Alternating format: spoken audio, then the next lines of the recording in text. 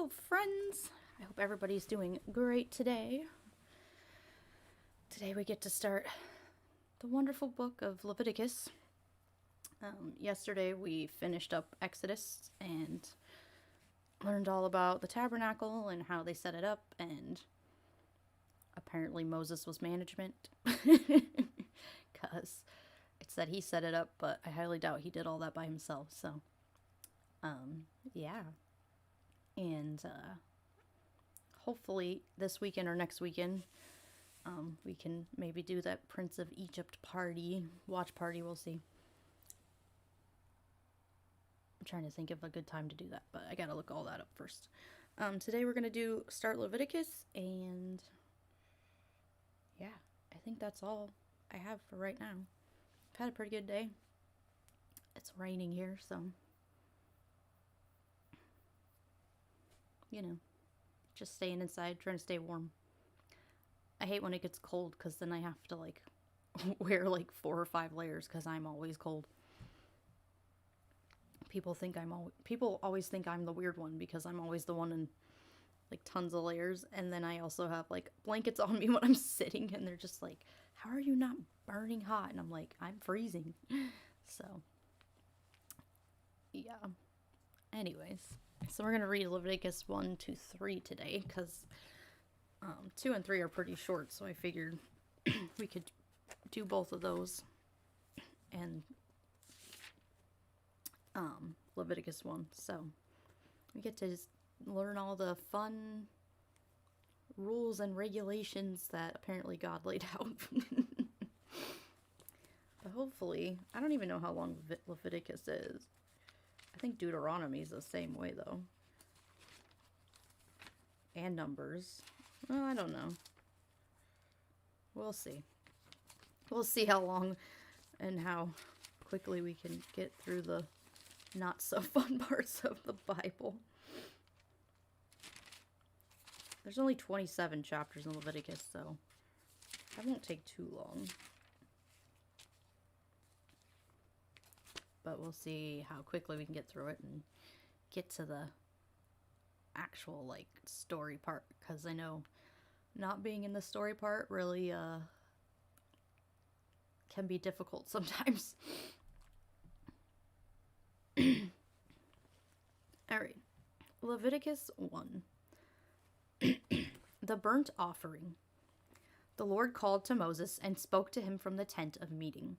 He said, "Speak to the Israelites and say to them, when you bring an offering to the Lord, bring as your offering an animal from either the herd or your flock.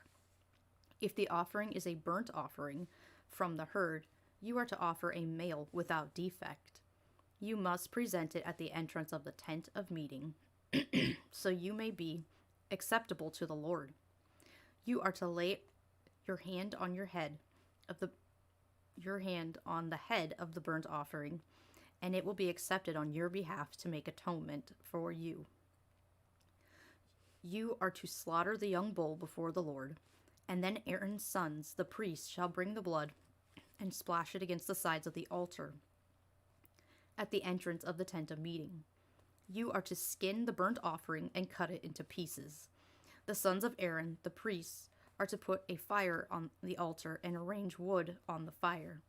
Then Aaron's sons, the priests, shall arrange the pieces according to the head and the fat on the wood that is burning on the altar. You are to wash the internal organs and the legs with water, and the priest is to burn all of it on the altar. It is a burnt offering, a food offering, an aroma pleasing to the Lord. God really likes barbecue. Barbecued, what did they say? Well, it says herd or flock, so I guess it could be a bird or a cow or a goat. I'm trying to think what else they would have herds of. If the offering is a burnt offering from the flock, from either the sheep or the goats. Oh, flocks, sheep or goats, okay. I was thinking flock, like a flock of birds, but. You are to offer a male without defect. You are to slaughter it on the north side of the altar before the Lord. And Aaron's sons, the priests, shall splash its blood against the sides of the altar.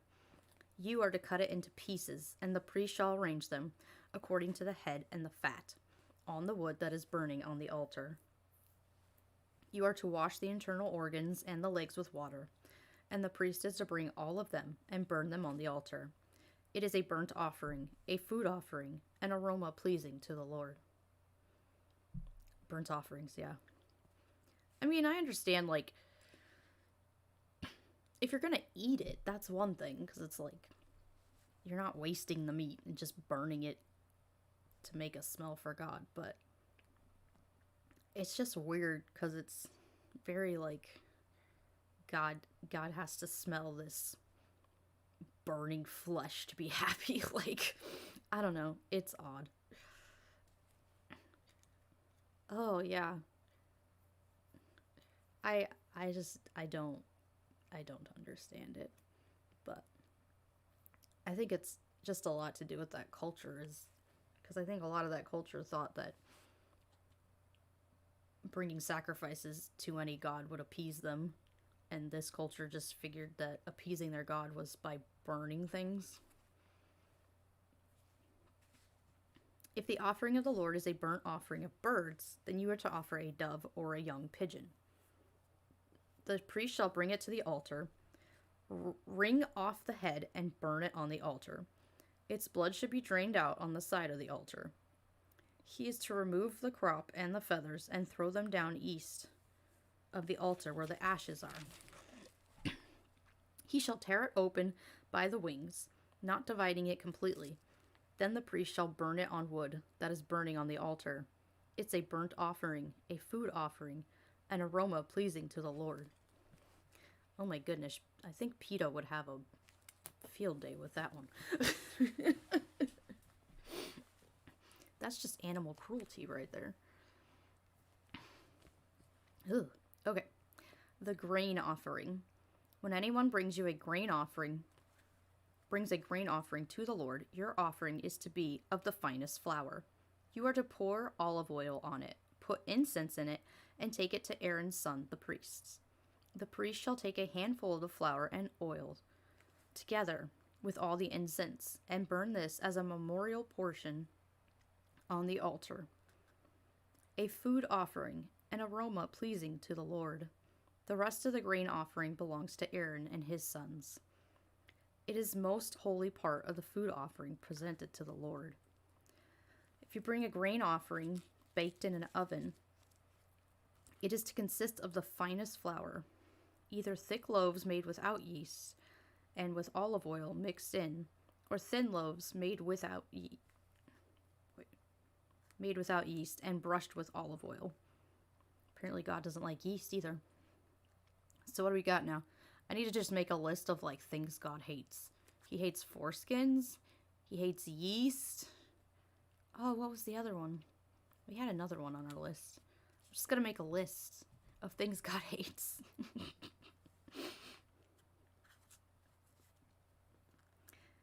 If your grain offering is prepared on a griddle it is to be made with the finest flour mixed with oil and without yeast. Crumble it and pour oil on it. It's a grain offering. If your grain offering is cooked in a pan, it is to be made of the finest flour and some olive oil. Bring the grain offering made of these things to the Lord. Present it to the priest, who shall take it to the altar. As a food offering, an aroma pleasing to the Lord. The rest of the grain offering belongs to Aaron and his sons. It's the most holy part of the food offering presented to the Lord. Every grain offering you bring to the Lord must be made without yeast, for you are not to burn any yeast or honey in a food offering presented to the Lord. Oh, apparently not honey either. So we got honey and yeast and foreskins. I gotta remember the other one now.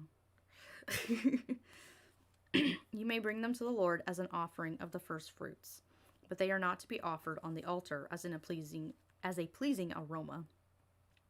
Season all of your grain offerings with salt. Do not leave the salt of the covenant of your God out of your grain offerings. Add salt to all your offerings. Apparently you need to salt God's food too, because God doesn't like it when there's not salt. He's pretty picky about everything he wants, huh? If you bring a grain offering of the first fruits to the Lord, offer crushed heads of new grain roasted in the fire. Put oil and incense on it. It is a grain offering. The priest shall burn the memorial portion of the crushed grain and the oil, together with the incense, as a food offering presented to the Lord. Fellowship offering. If your offering is a fellowship offering, and you offer an animal from the herd, whether male or female, you are to present before the Lord an animal without defect. You are to lay your hand on the head of the offering and slaughter it at the entrance of the tent of meeting. Then Aaron's sons, the priests, shall splash the blood against the sides of the altar. From the fellowship offering, you're to bring a food offering to the Lord, the internal organs and all the fat that is connected to them, both kidneys with the fat on them near the loins, and the long lobe of liver, which you will remove with the kidneys. Then Aaron's sons are to burn it on the offering, or on the altar, on top of the burnt offering that is lying on the burning wood. It is a food offering, an aroma pleasing to the Lord.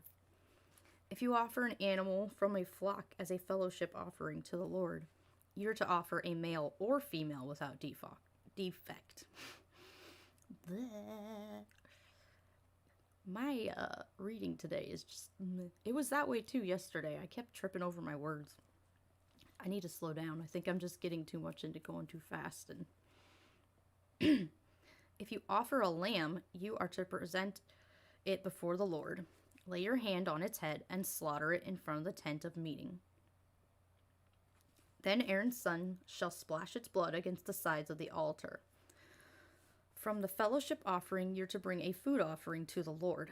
Its fat, the entire fat tail cut off close to the backbone, the internal organs, and all the fat that is connected to them, both kidneys with the fat on them near the loins, and the long lobe of liver, which you will remove with the kidneys. The priest shall burn them on the altar as a food offering presented to the Lord. If your offering is a goat, you are to present it before the Lord. Lay your hand on its head and slaughter it in front of the tent of meeting. Then Aaron's sons shall splash the blood against the side of the altar. From what you offer, you are to present this food and offering to the Lord, the internal organs and all the fat that is connected to them, both kidneys with the fat on them near the loins, and the long lobe of liver, which you will remove with the kidneys. The priest shall burn them on the altar as a food offering, a pleasing aroma. All the fat is the Lord's. This is the lasting ordinance for the generations to come. Wherever you live, you are not to eat any fat or any blood. Dun, dun, dun. That is weird, though, because you feel... I mean, I know fat gives, like, more flavor to the meat or whatever, but it sounds like if they give all the fat to God, then they get all the other pieces. I don't know, looking at that, it was always weird to me that, like, the priests got certain amounts of that food and they ate it. Because to me, that seems like a complete setup where it's like the people who work for God get, like, better portions of food than everybody else. But I mean, I feel like that's probably true with not just, like, religion, but with, like, monarchies and stuff too, where it was like they get the best stuff because they're at the top and they're the ones who control everyone else. So, I mean, maybe that's what it is. But it does seem to me like it's a setup.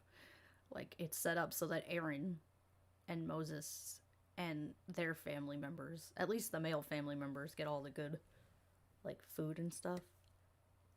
And everyone else has to just deal with whatever's left.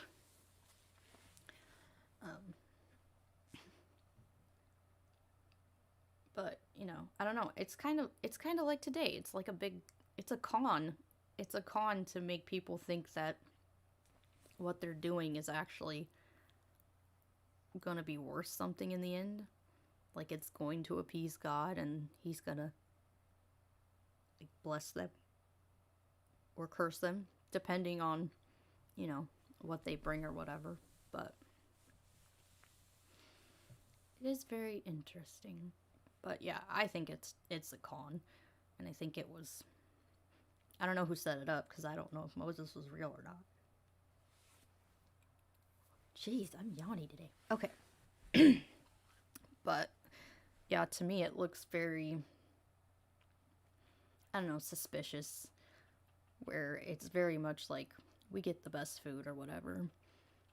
Also, all that blood and just gore is disgusting.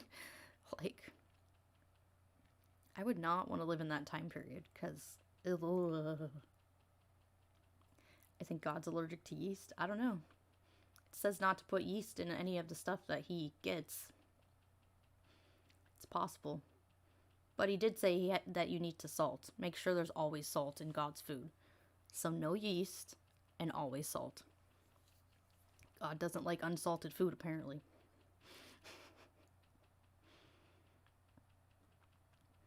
I was trying to think. I can't think of the fourth one now. But there's 4 different things that we've actually looked at that God hates. I'm going to have to start writing these down because I think it's interesting the certain things that God hates and the certain things that God allows. It's like if God hates... If he hates yeast and he hates foreskins... And I've lost my other ones. Oh well. Oh well.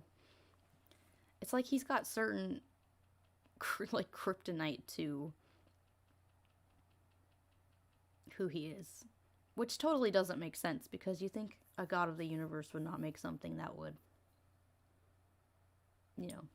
harm him or hurt him or make him angry. Like, you could have just, not made that if you didn't like it. Like, why did you create that if you didn't like it? That just doesn't make sense to me in my mind.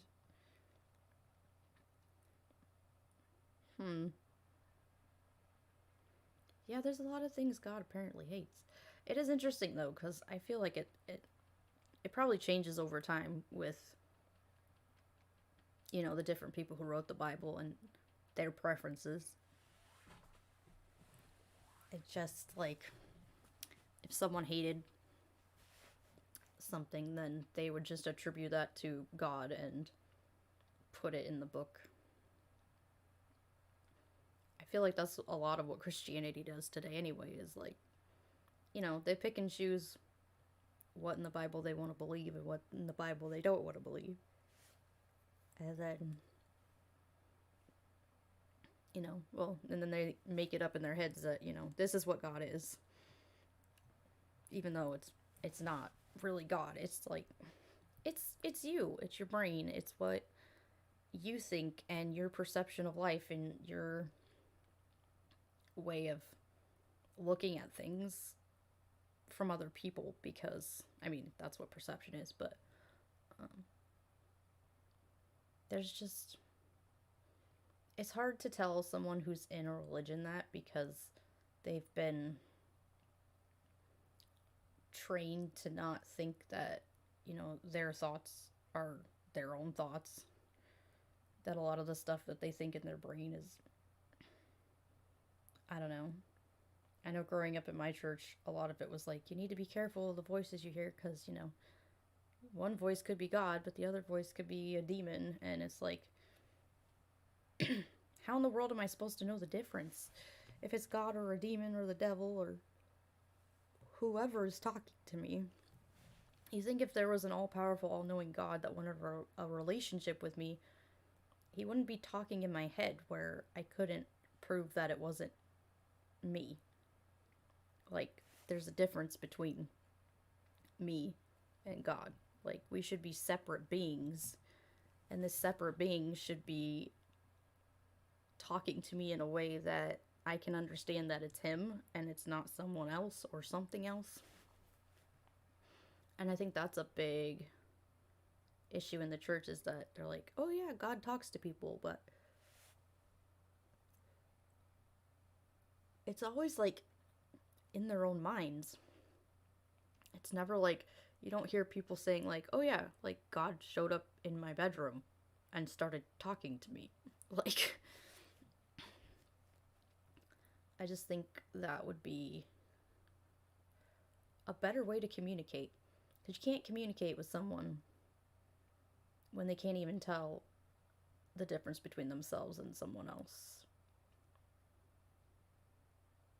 But then again, we have, religious texts that are the same way. I mean, the Bible is far from a perfect religious text, just like the Quran and everything else. And I don't think there's any.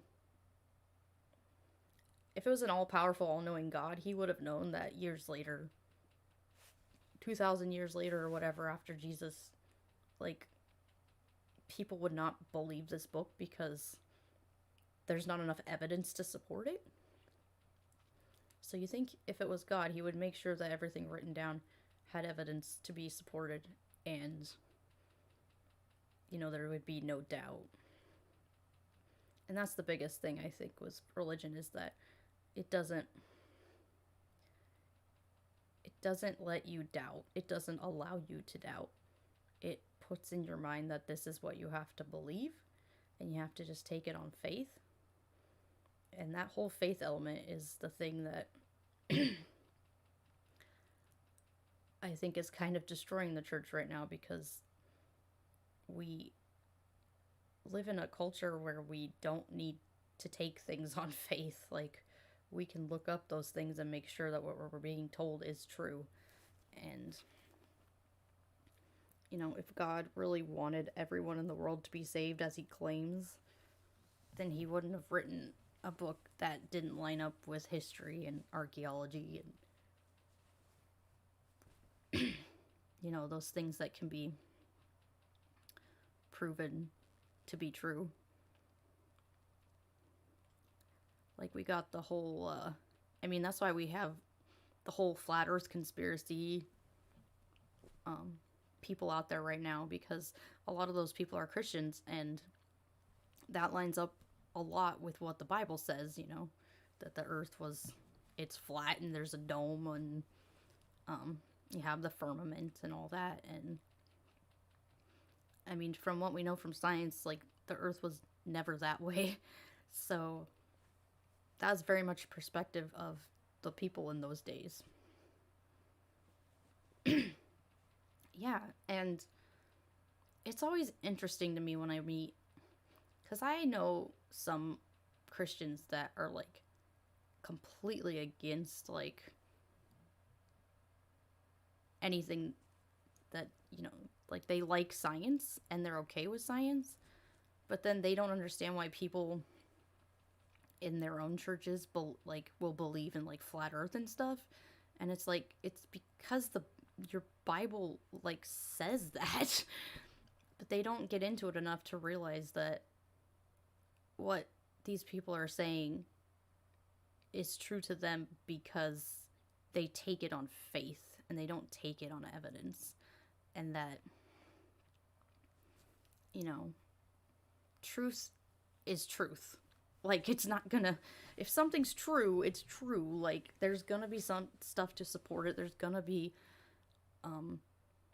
reasons to back up why it's true. And it's not just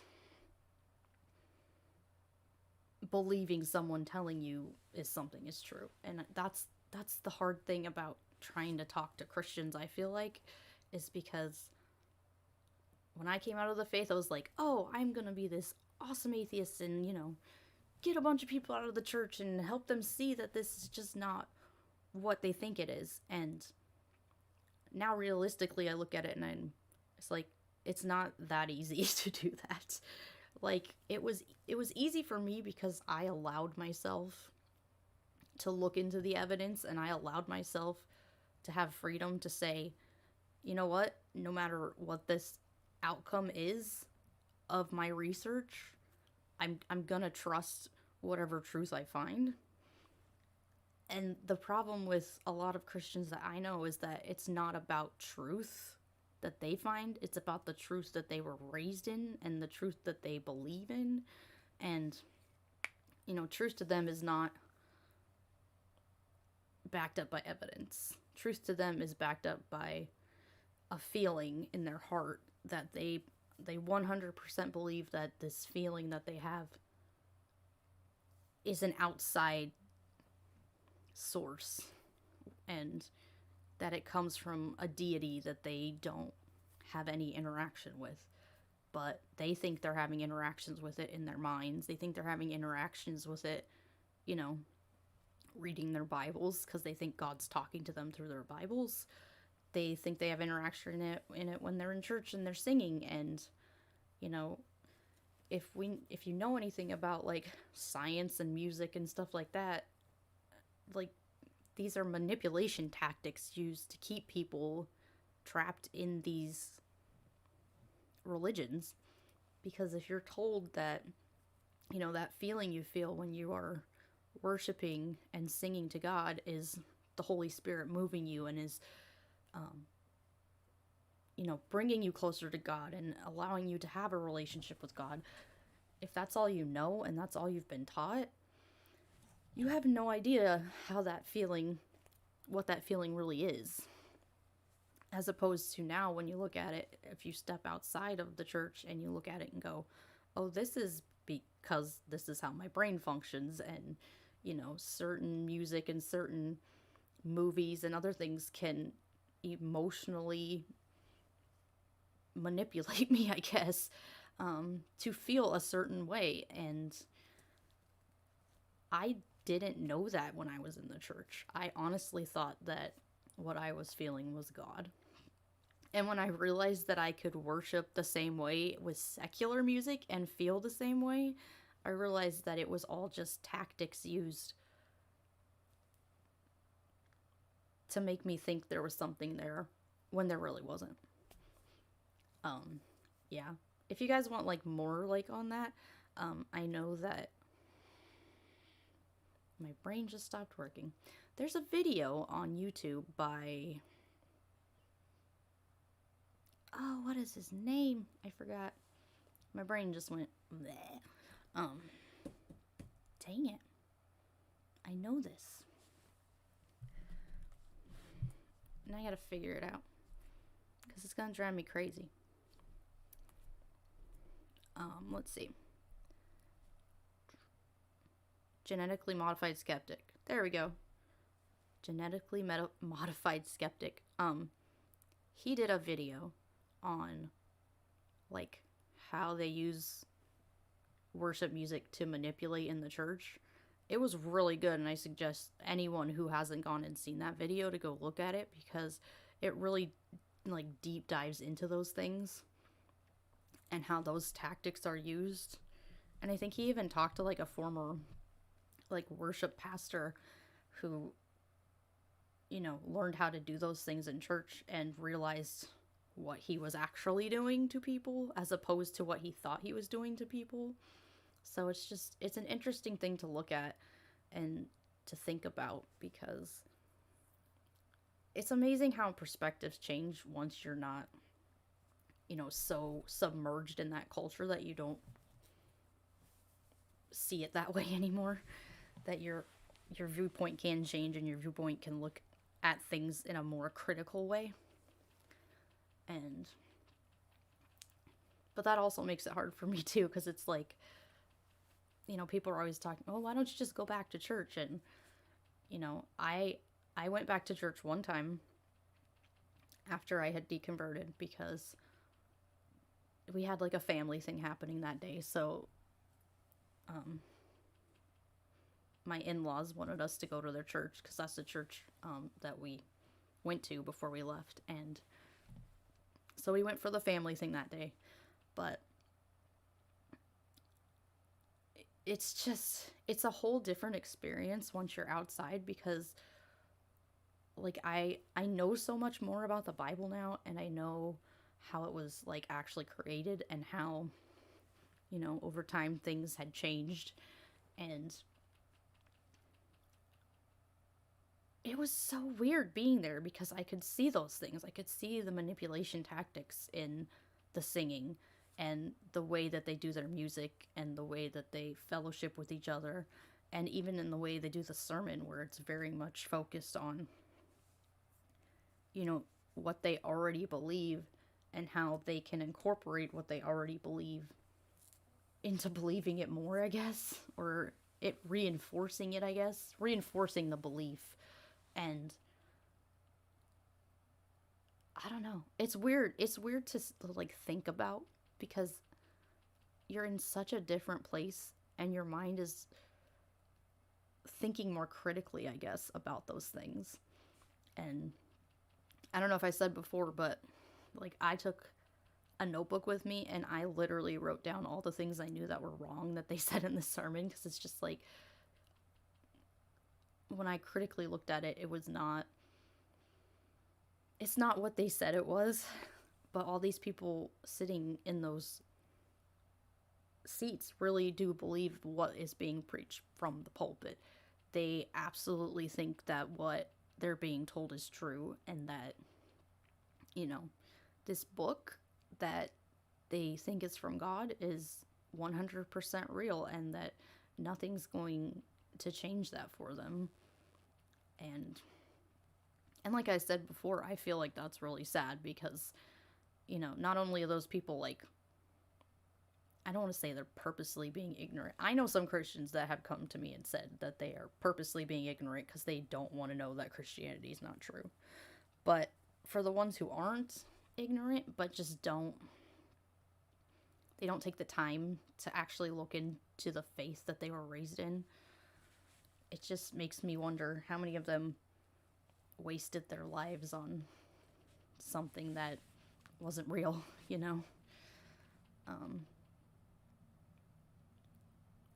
But yeah, faith is not. Was Matt Dillahunty says faith is not. It's an excuse, because they don't have any evidence to back it up.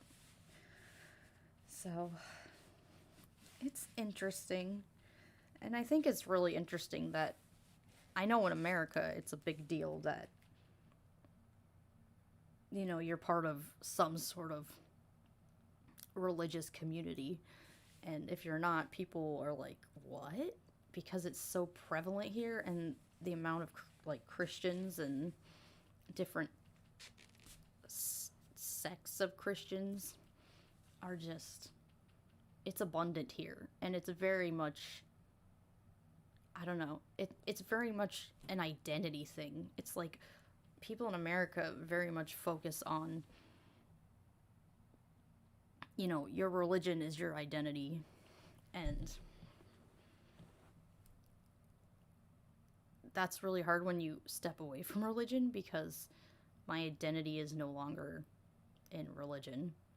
Like, yeah, I'm an atheist, but I don't go around telling people I'm an atheist. Like, and I don't go around telling people, like, oh no, I don't believe in God. Like, if they ask, but I'm not going door to door and being like, hey, would you like to not be a Christian anymore? Or a Mormon? Or, I mean, it's part of my daily life, because I've chosen to be on here, and I've chosen to be on YouTube, and, help other people who might be coming out of the church. But at the same time, like, I don't know, it doesn't really affect me the same way that religion did, where it was this constant struggle. Because now, like, I'm pretty much able to just live my life and not worry about that kind of stuff anymore. And I think it's a freeing experience, I feel like, because I feel like I was trapped for a long time, and I just didn't know I was trapped. I honestly believed that I was in the right religion, and that when I died I was going to go to heaven and be with Jesus. And there were things I didn't understand, but God's ways are higher, so I just have to trust that. And now it's like, it doesn't really matter. Like, and to me, it doesn't really matter if there's a God or not, because even if there was a God, there's no proof that there's an afterlife. Just because you think there's a creator doesn't mean that he's, given anybody a promise of an afterlife. I mean, honestly, if you read, like, certain texts, they say that, but I think wasting your life on something that's faith-based and not evidence-based is sad, and I don't know. It's hard to explain that to people, and it's so hard too when your family is all Christian. Me and my husband both grew up in Christianity, and like we're the only atheists in our family. So that makes it more difficult because they're always trying to bring us back, and it's like I literally cannot come back. I just don't. I have so much information about how things actually happened and how a lot of this stuff is just fiction, and like, even if I did go back, like, I would not worship the God of the Bible.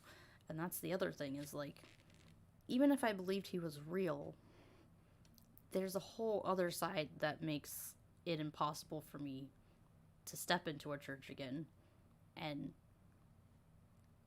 allow myself to be a part of that culture again, because I don't think it's healthy for anyone. And I think worshiping a being that is like violent and narcissistic and demanding is not okay. Like, I just don't think it's okay. And I mean, honestly, to me, like, heaven sounds like a dictatorship, and like, when I die, I don't want to go to somewhere that has a dictatorship. Like, I live in America. They're like super anti, like, socialist and communist and stuff, and I'm not like anti all of that. Like, I think there should be some programs for people, but at the same time, like, most dictators in the past don't have good reps, and yeah, I can't do it. I could never bring myself to ever worship that God again, even if he was real, because he's a violent war god who has allowed people to suffer and die, and it's just not good. So, for me, that is basically where I'm at, but it's hard to explain that to people who are still inside the church. Any church, doesn't matter, like, there's so many different religions out there, but all of them are very similar in the way that they treat outsiders and people who don't believe, and it's sad. But I know that's a big part, I think, of having a community, just even this online community, because, there's a lot more people out there that are leaving than you think, and there's a lot more people out there that have gone through the same things you have gone through, and, some people who haven't gone what you've gone through, but, they have their own experiences, whether it's leaving the church or being raised without religion, and just seeing all those different perspectives really, it changes your mind about humanity in general, I think. I grew up going to private Christian school and going to church every week, and, I didn't have a lot of outside communication with anyone who was outside the church, so I had no idea.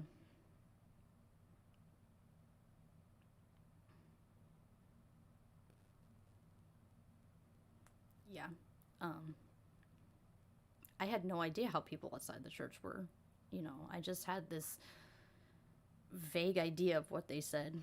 Atheists are unhappy or whatever, or they just hate God, and